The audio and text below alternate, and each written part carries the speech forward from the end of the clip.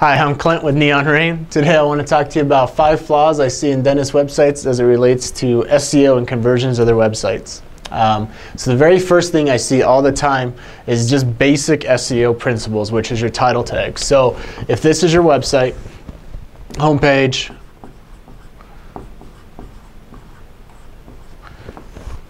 here's your URL, and then above that it's going to be your title tag. What I always see in there is either it's not even been optimized, it could just say welcome or the practice name or doctor, but most of the time I always just see all your procedures crammed into one title tag. So it'll say cosmetic dentistry, implants, Invisalign, teeth whitening, all those things in the one title tag. The reason that's bad is because the search engines don't necessarily know what that page is about.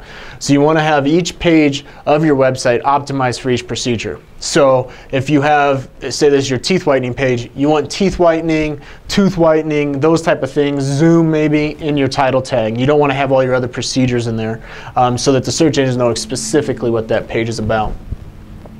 The next thing is mini contact forms. It's not necessarily a flaw, it's just a recommendation. Mini contact form is, you've probably seen them, you know, it's kind of off to the side of the website. It'll say like ask doctor question, and then it'll have like name, phone number, that kind of thing, comment box where you can leave your comment, things like that.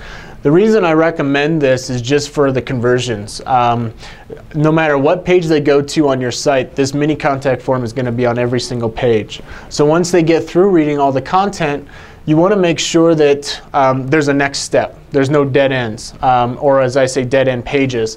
You know, when you get down to a bottom of a page, they scrolled all the way down. Your navigation, if it's across up here, once you get down to the bottom of the page, you probably don't see it anymore. So you want to make sure that in the last sentence of the page, it has some contact information, your mini contact forms there. It's just always driving them to take the next step. Ultimately, you're trying to get butts in your seats, so that's why I recommend that. Next is call to actions.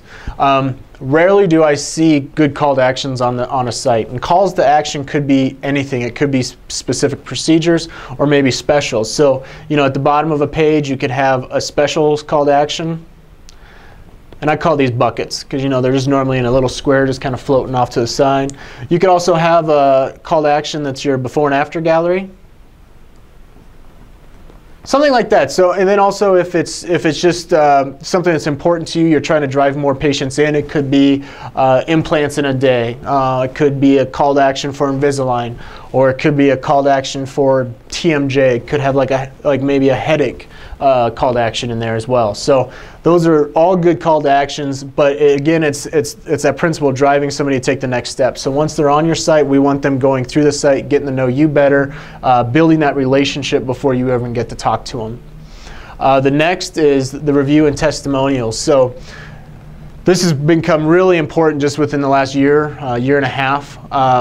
You know, I see a lot of practices doing a lot to get reviews and testimonials, but not doing anything with them. So not only do you want your patients to be posting them on Google and Yelp and all those type of sites, but also if they are leaving them at your office or writing letters and things like that, you could develop a separate page, you know, in your navigation that says reviews and testimonials. So when someone's on your site, they can also see what people are saying about you and make that decision whether you're the right doctor for them or not. Lastly, before and after gallery.